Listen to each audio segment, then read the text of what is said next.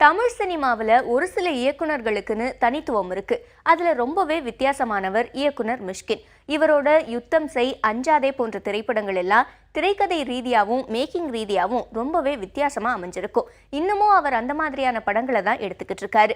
அந்த வகையில மிஷ்கின் எழுதி தயாரிச்சு நடிச்சிருக்கும் சவரக்கத்தி திரைப்படத்தை அவரோட தம்பி டைரக்ட் பண்ணியிருக்காரு. இந்த படத்துல இயக்குனர் ராம் ஹீரோவா நடிச்சிருக்காரு. சவரக்கத்தி படத்தோட ஆடியோ லான்ச் ஃபங்க்ஷன் சமீபத்தில் நடந்து முடிஞ்சது. அதுல படக்குழுவினர் படம் பத்தி பகிர்ந்திருக்கும் சுவாரஸ்யமான விஷயங்களை எல்லாம் ஒரு தொகுப்பா இப்ப பார்க்கலாம். என்னுடைய தம்பி, என்னுடைய அசிஸ்டன்ட் டைரக்டர் எனக்கு ஒரு கதை எழுதி கொடுங்கன்னு சொன்னான். ஆக்சுவலாக கதை எழுதி கொடுனா இன்டெரக்டாக ப்ரொடியூஸ் பண்ணுங்கன்னு சொல்கிற மாதிரி அவன் அண்டர்லைனில் ஒன்று வச்சான். சரி, ரைட்டு, ஓகே. அப்போ தம்பியோடையான் படைக்கஞ்சான்னு சொல்லுவாங்க. அதெல்லாம் ஒன்றும் பிரச்சனை இல்லை. இவனெல்லாம் தம்பியாக வச்சு பிரச்சனை தான் எனக்கு ஆக்சுவலாக. ஸோ இவனை பார்த்து நான் பயப்படணும். ஆக்சுவலாக அஞ்சான்னு இவனை தான் பார்த்து பயப்படணும். ஸோ சொன்ன உடனே சரிடா என்னடா எழுதுனா, அண்ணா நீங்கள் காமெடி எழுதி கொடுங்கன்னு சொன்னான். அப்புறம் நெக்ஸ்ட் செகண்ட் என்னையே போயிட்டு நானே கருப்பு டார்க் ஃபிலிம் மேக்கர். ஸோ எப்படி எழுதுறது அப்படின் போது அது ஒன்றும் இல்லை. ஒரு any dark thing you just turn it, you just twist it and you will have humour. Actually இது எல்லாருமே காமெடி படம் நினச்சிக்கிறாங்க. காமெடி படம் தான் actually it's out and out it's a humour film. I'm a dancer. சினிமாவுக்கு வரணும், நடிக்க ஆகணும்னு ஒரு ஐடியா கூட இல்லாத ஒரு ஃபேமிலியிலேருந்து வந்துட்டு கேரளா, மலையாளி, தமிழ் படங்கள் ஃபஸ்ட் பரத் கூட நடித்தாங்க. காம்ப்ளிமெண்ட்ஸ் கிடைச்சிது. ஆனால் படங்கள் ஹிட் ஆனால் மட்டும்தான் ஹீரோயின்ஸ்க்கு வர முடியும், டேலண்ட் மட்டும் பத்தாதுன்னு தெரிஞ்சுது. அதுக்கப்புறம் படங்கள் நடிச்சது. பட் எங்கேயோ the luck factor didn't work for me. சரி, இன்னும் சினிமா வேணாம், குட் பை, இந்த டான்ஸ் மட்டும் தான் என்னோடய வாழ்க்கை. Because being a classical dancer அவ்வளோ பேஷனாக ஒரு டான்ஸ் டீச்சர் ஆகணும்னு சின்ன வயசுலேருந்தே ஆசையோடு இருந்தது. சரி, இன்னும் சினிமாவே இல்லை, குட் பைன்னு சொல்லி நின்றுப்போ தெலுங்குல ஒரு படம் ஹிட் ஆகிடுச்சு. சரி, திருப்பியும் நடிக்க ஆரம்பித்தேன். தெலுங்குல கொஞ்சம் படங்கள் பண்ணிகிட்டே இருந்தது. தமிழ் வரும்போதெல்லாம் சரி பண்ணலாம், நல்ல படங்கள் வரட்டும். எனக்கு ஒரு கொமர்ஷியலாக ஹீரோயினாக தெரியறதுக்கு மேலே டேலண்டட் ஹீரோயினாக தெரியறதுக்கு ரொம்ப ஆசை. நான் அவ்வளோ எட்மயர் ஆன ஒரு டேரக்டர். அவங்க படத்தில் என்ன கூப்பிட்ருக்கான்னு நிஜமாக சொன்னால் அது ஒரு ட்ரீம் மாதிரி இருந்தது. இன்னும் மிஷ்கினை பற்றி சொல்லணுன்னா என்னென்னா, ஒரு முரட்டு துணிச்சல், அசாத்திய நம்பிக்கை, ஒரு சாகச வீரன், குங்ஃபு கற்றுக்கிட்ட குங்ஃபு பாண்டா.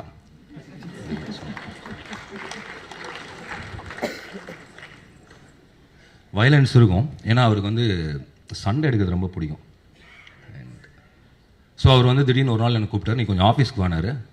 போனோன்னா இந்த மாதிரி ஒரு படத்தில் நடிக்கணுன்னாரு. எனக்கு பக்குன்னுச்சு. நான் யோசிச்சு சொல்கிறேன்னா அப்படின்னா என்னன்னு சொல்ல அவர். நான் அசிஸ்டன்ஸ்ட்டை சொன்னேன், என்னது நீங்களும் மிஷ்கினும் சேர்ந்துமா? அவரே ஒரு பாறாங்களை தூக்கி போடுவார், நீங்கள் ஒரு பாறாங்களை தூக்கி போடுவீங்க, எப்படி ஆடியன்ஸ் தாங்குவாங்க? இல்லை, ஒரு காமெடி ஃபிலிம்னு சொல்கிறார். சார், அவருக்கு ரொம்ப பெரிய தைரியம் சார், உங்களை வச்சு ஒரு காமெடி ஸ்கிரிப்ட் எழுதியிருக்காரு. அதுக்கப்புறம் நான் சொன்னேன், டைரக்டர் அவர் கிடையாது, ஆதித்யா, அப்படின்னா வாய்ப்பு இருக்கும். அப்படி தான் ஆதித்யாவை நான் மீட் பண்ணேன். ஆதித்யா ரொம்ப எளிமையான, ரொம்ப டு த கோர் ஹம்பிள். முதல் படம் இல்லை நினைக்கல, எத்தனை படம் எடுத்தாலும் அப்படியே தான் இருப்பார்னு நினைக்கிறேன். அண்ட் எக்ஸ்ட்ராடனரி நடிகர் அவர் நடித்ததை அப்படியே திருப்பி நடித்த ஒருத்தன் தான். நான் அவர் நடித்ததை பார்த்துட்டு தான் பேரன்பில் மம்முட்டியோட தம்பியை அவரை நான் நடிக்க வச்சேன். அண்ட் அந்த படத்தினுடைய மாடுலேஷனை எனக்கு ஹியூமர்னால், அதாவது டோட்டலாக வேறு ஒரு மாடுலேஷன். இன்னும் சொல்லப்போனால் நான் என் படத்தை தவிர வேறு செட்டுக்கு போனதில்லை, அசிஸ்டன்ட் டைரக்டராக இருந்தவங்க கூட போனதில்லை. நான் எந்த படத்துலையும் ஷூட்டிங் ஸ்பாட்டில் ஒர்க் பண்ணதில்லை. ஸோ எனக்கு தெரிஞ்சு நான் ஷூட்டிங் முதல்ல பார்த்தது கட்டது தமிழில் தான். அப்போ இன்னொரு டைரக்டர், இன்னொரு யூனிட் எப்படி ஒர்க் பண்ணுவாங்க அப்படிங்கிற ஒரு லேர்னிங் எக்ஸ்பீரியன்ஸாக எனக்கு சவரக்கத்தி இருந்துச்சு. எல்லோருக்கும் வணக்கம். யாருக்கும் அடங்காத ஓனாய் மிஷ்கின் அண்ணா அவர்கள் ஒரு தமிழ் சினிமாவோட ஓனாயை தான் நான் பார்க்குறேன். யாருக்கும் அடங்க மாட்டார். அவருடைய படங்களும் அப்படி தான். ஏன்னா இதில் ராம் சார் வேறு இருக்கார். ராமண்ணன், மகிழ்ச்சி, ரொம்ப சந்தோஷம். ஆதித்யாவுக்கு வாழ்த்துக்கள். ஒரு கலைஞனுக்கு ஞானத்திமிர் இல்லை என்றால் அவன் கலைஞனாகவே இருக்க முடியாது.